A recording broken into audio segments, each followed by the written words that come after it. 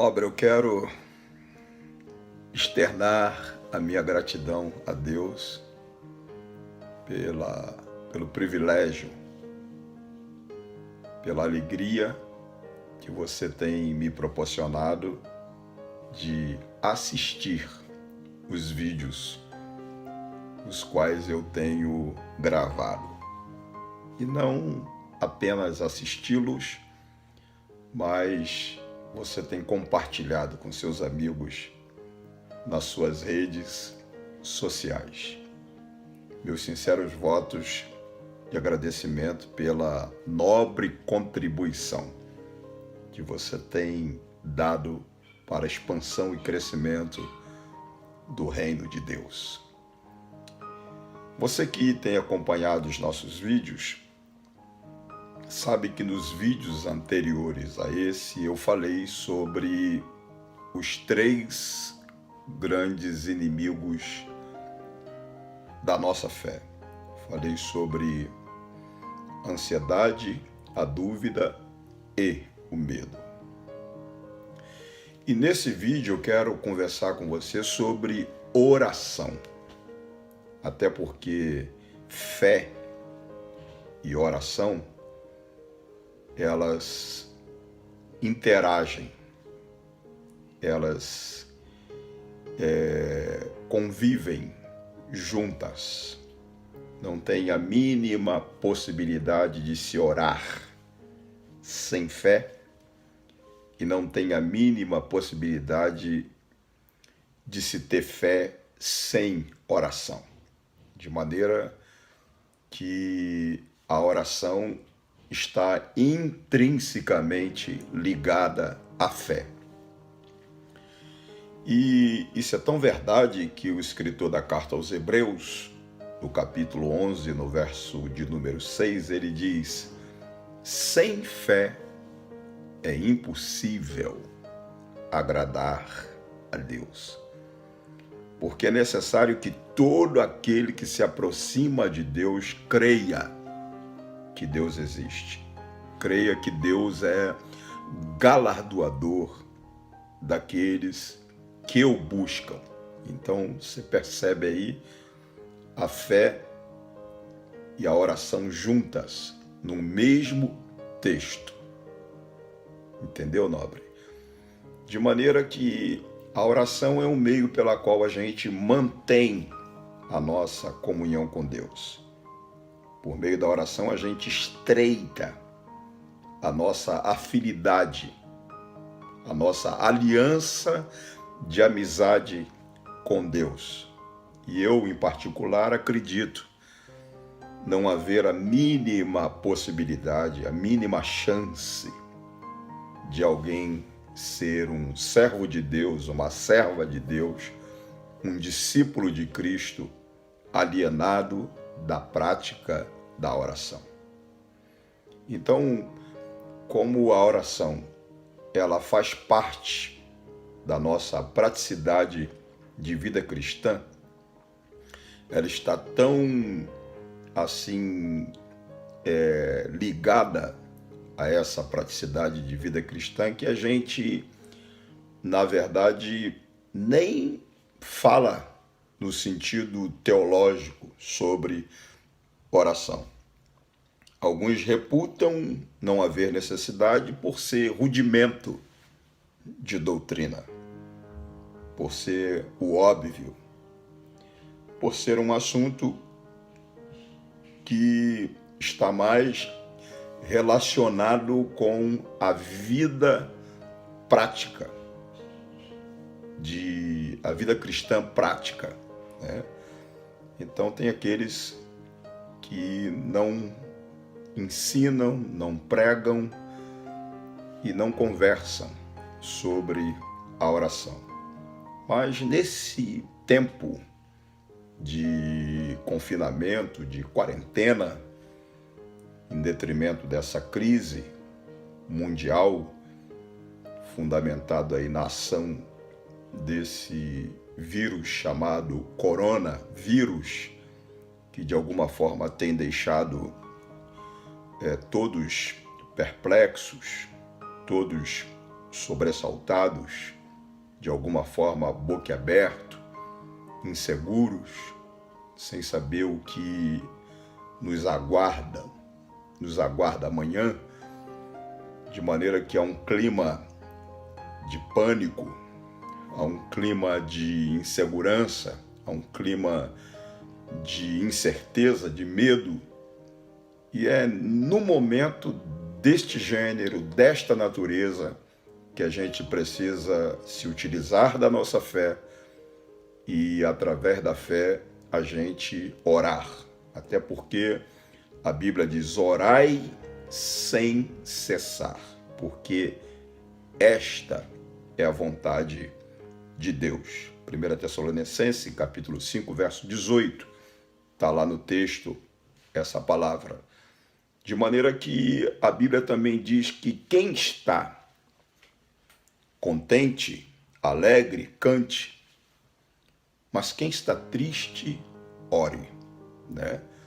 Então eu penso que num clima desse, de insegurança, de medo, de pavor, de desespero, que tem norteado o comportamento de uma multiplicidade de pessoas no planeta, em especial também na nossa pátria, eu penso que não existe ninguém contente diante desse quadro sombrio, obscuro, turvo, nublado, que tem se desenhado na nossa frente, de alguma forma confrontando de fato a nossa fé, afrontando a nossa fé.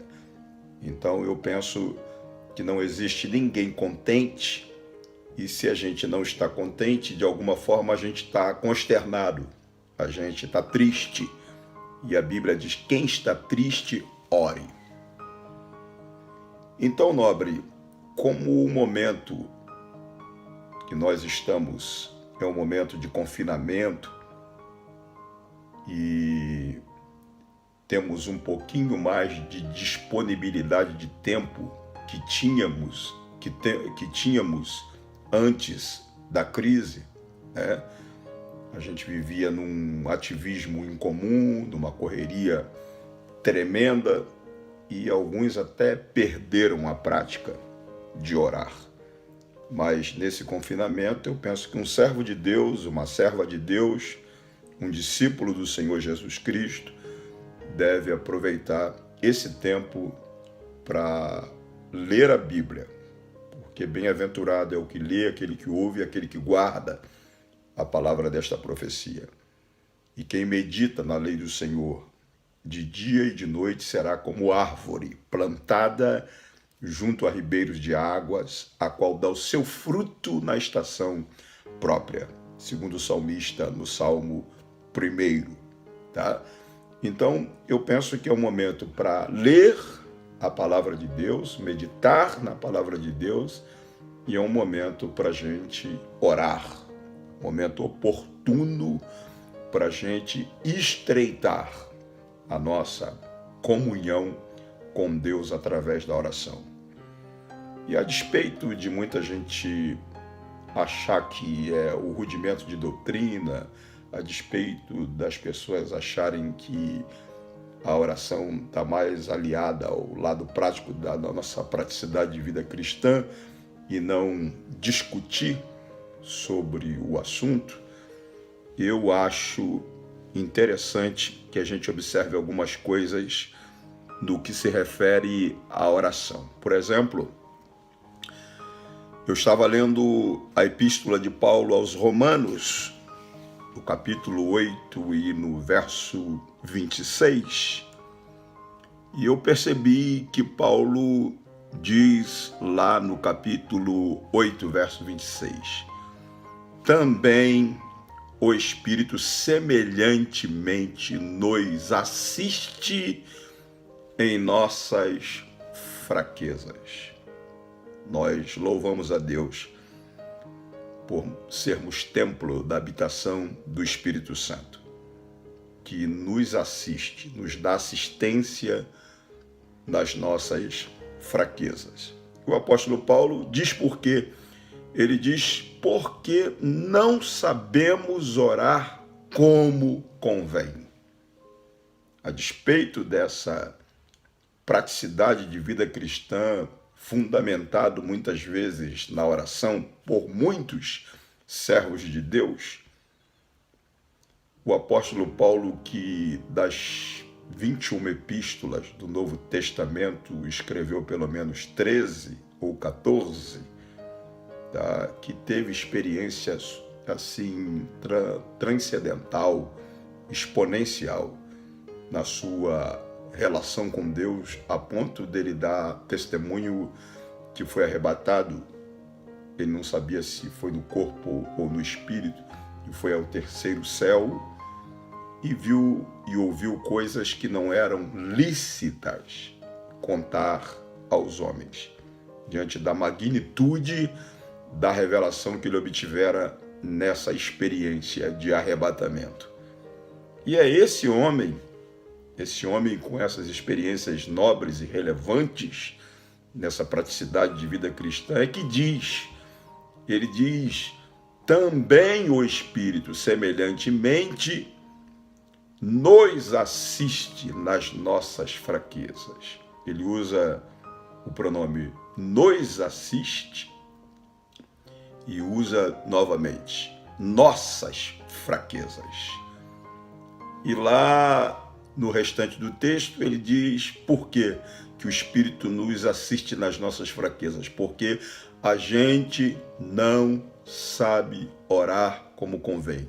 Ele diz porque nós não sabemos. Então ele se inclui. E eu fiquei espantado com isso. Ele podia dizer, vocês não sabem orar como convém. Mas ele diz, nós não sabemos, incluindo ele também depois de tantas experiências relevantes na vida cristã. Entende, nobre? De maneira que depois vem Tiago e diz lá no capítulo 4, no verso de número 3 da sua epístola, ele diz assim, pedis e não recebeis, porque pedis mal para gastares, tá?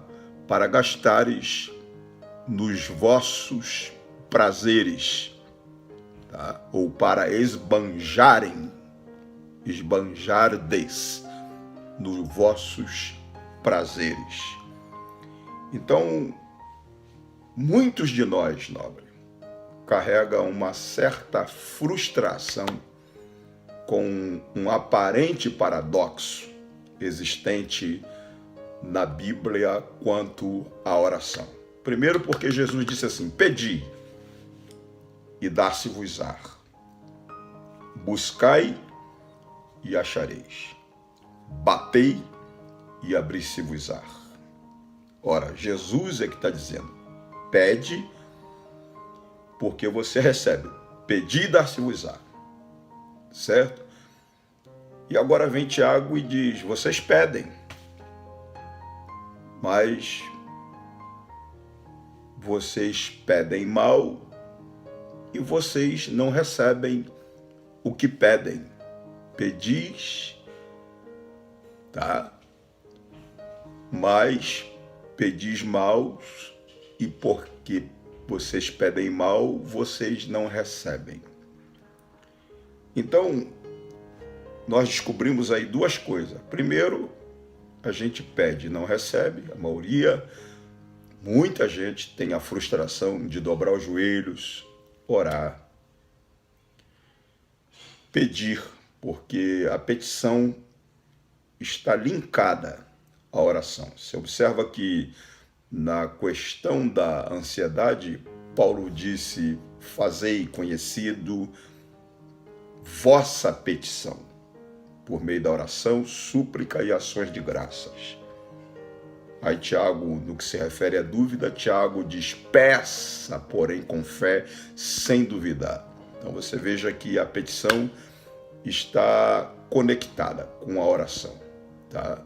Faz parte, esse vocábulo chamado petição faz parte da oração, tá? E o Tiago vem e diz, olha, a despeito de Jesus ter dito quem pede recebe, vocês pedem e vocês não recebem. E não é verdade, nobre, que tem muitos de nós aborrecido, chateado, constrangido, porque de fato não tem negligenciado a prática da oração. Eu não tenho, você de repente não tem, como se diz assim, negligenciado a prática da oração, tem obedecido a recomendação, orai sem cessar, mas acontece que muitas vezes a gente vai lá e pede e a gente carrega a frustração de não receber o que pediu, né? E isso tem duas razões. A primeira razão, Paulo diz lá em Romanos 8:26. Ele diz porque nós não sabemos orar como convém. Eu não sei orar como convém, você não sabe orar como convém, e aí a gente vai lá e pede e não recebe.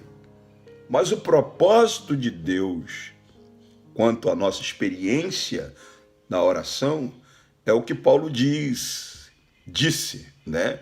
Lá em Efésios capítulo 3, verso 20, quando ele disse assim: ora, aquele que é poderoso para fazer infinitamente mais do que tudo quanto pedimos ou pensamos, conforme o seu poder que habita em nós. De maneira que Deus, nosso Pai nobre, quer fazer além do que você pede, além do que eu peço ou penso. Pois até Jesus disse que antes que a palavra chegue na ponta da nossa língua, ele já sabe até a intenção do nosso coração. E como esse é um tempo que nós estamos de quarentena, tirando esse tempo para orar, nós precisamos obter sucesso na nossa oração, porque Tiago disse que a oração de um justo, ela pode muito em seus efeitos. Agora, para que eu e você, nobre, desfrute do privilégio de ter as nossas orações atendidas e respondidas, nós precisamos ter disposição, eu e você, nós precisamos ter disposição de aprender a orar. Aí você vai observar em Lucas capítulo 11, verso 1 em diante, você vai observar o texto dizendo que aconteceu que, estando ele a orar, se referindo a Jesus, Lucas está dizendo, aconteceu que estando ele a orar, Jesus tinha o hábito de orar, tá? Estando ele a orar em um determinado lugar, quando ele acabou de orar, um dos seus discípulos aproximou-se dele e disse: Senhor, ensina-nos a orar, como João também ensinou aos seus discípulos. Então você observa que Jesus tinha o hábito de orar e Jesus era bem sucedido nas orações que ele fazia, tá? João, precursor dele, também tinha o hábito de orar, era bem sucedido nas suas orações, e ele ensina os seus discípulos a orar.